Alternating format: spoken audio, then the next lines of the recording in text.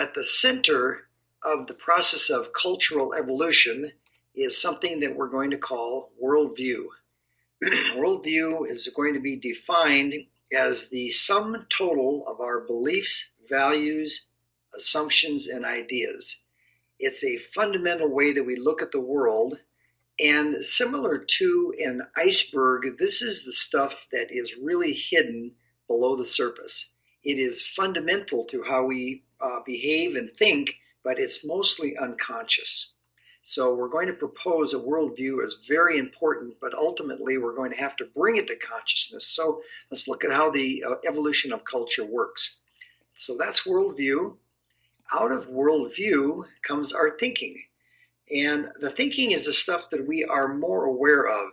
It's mostly conscious, but it is derived from worldview. And out of thinking, we get our actions. And those actions are the things that we do in life based on thinking, which is based on worldview. So it works like this. And then from the actions, we get outcomes. Now, these outcomes are the consequences of what we do or don't do, and these are the effects that we have on our environment, on each other, and on our own individual lives. Okay? Final step in this process is the culture. Culture, everyone has their own culture. Every family has a culture. Societies, countries, businesses have cultures. Cultures are an accumulation of the actions and the beliefs and the thinking that actually begin to enculturate and constrain our behavior. And in fact, they have associated outcomes which can be more global. So as we look at the evolution of culture, we see that there's a process that goes on through worldview, thinking, actions, outcomes. And then up here is the stuff that even if you and I weren't around, it would continue on, it would endure. That's sort of the idea behind this, which is what we want to really talk about. Okay, so let's look at what would happen if our worldview were to be founded in the idea that everything is disconnected. And to describe that, we're just going to say worldview is that everything is separate. Everything is independent of anything else. There is no integration. The system is not whole. All right?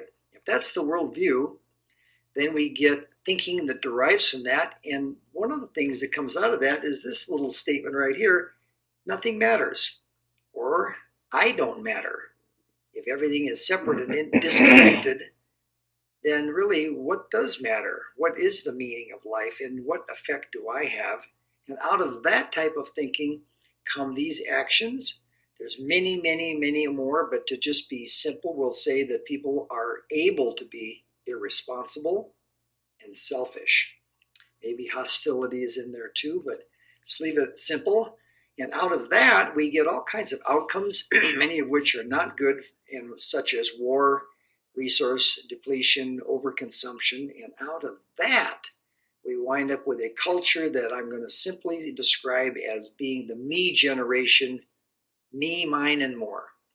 Me, mine, more is a way of saying if everything is disconnected and nothing matters, I can be irresponsible and take what I want. And that's really where we are in many, many aspects in our societies, in our families, and globally. Now, what would happen if the worldview were changed? And actually, if we could see and actually understand that, in fact, rather than the universe being a disconnected set of parts, that actually the worldview would change to say that all is one. All is one is a shorthand blueprint for survival.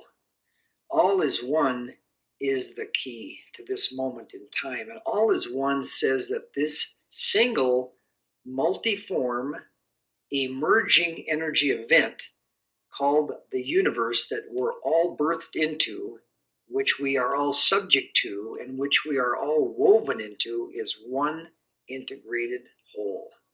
From that worldview, from that perspective, from those ideas and beliefs and assumptions come a different set of thoughts. And the thinking from all is one, from that worldview, is that everything does matter, and also that I matter. I have an effect.